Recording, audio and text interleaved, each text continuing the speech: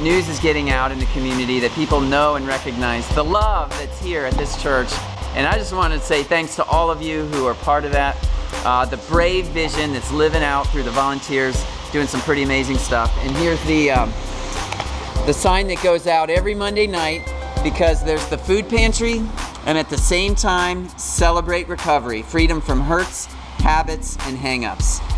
I'd like to tell you more about that, but instead of me telling you, why don't you hear from some of the leaders and the work they're doing and how they feel about how Celebrate Recovery is making a difference. Watch this. I found that I can take off my mask, and even though I'm broken, I am healed through the power of Jesus Christ, and the steps have helped me stay on track. I took that brave step and I stepped into Celebrate Recovery, and what I found was just a bunch of people with their hearts open, sharing and just talking about everyday life and how it was affecting them. And I was just amazed at the women in the group. They all had hurts, and some deeper than others, but they set those hurts aside so that they could help whoever seemed to be hurting the most. I struggle with sensuality, which has reared its ugly head in the past with drugs, alcohol, sex, people pleasing, you name it. But through Celebrate Recovery, I've been healed. I'm being healed, and one day I'll be completely healed through the power of Jesus Christ. It's completely changed my life and my marriage, and I feel like it's actually saved my marriage.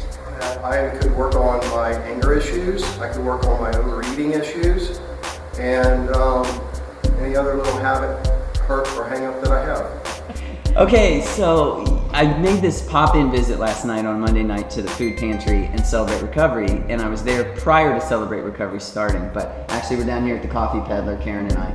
And Celebrate Recovery is just this amazing ministry that is so in tune with our vision, joining God and restoring a broken world. Why is that? How does joining God and restoring a broken world and Celebrate Recovery, how do they match?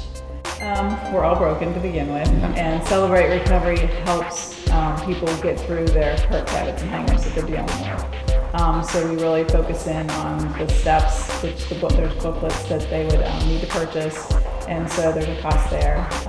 And they really work the steps and the 8 principles that go with them to really fix, to work on themselves as to the issues that they've either gone through, going through, or could potentially be going through. And as people experience that transformation, they become able to join God in restoring a broken world out there even more. Exactly. So, what is it going to take this year to see Celebrate Recovery expand and increase in its impact?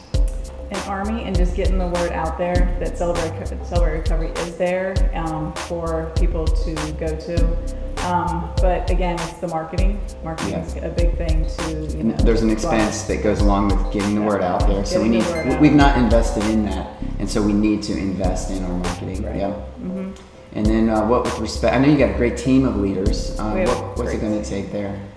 Just the training to make the leaders stronger so that they're more helpful for the people that are attending. Yeah, and Celebrate Recovery, tell me about that. They offer training? Yeah, City of Refuge here locally offers training, so there's material that goes with that that would cost. But there's also a bigger training that is really more in-depth about the whole realm of Celebrate Recovery.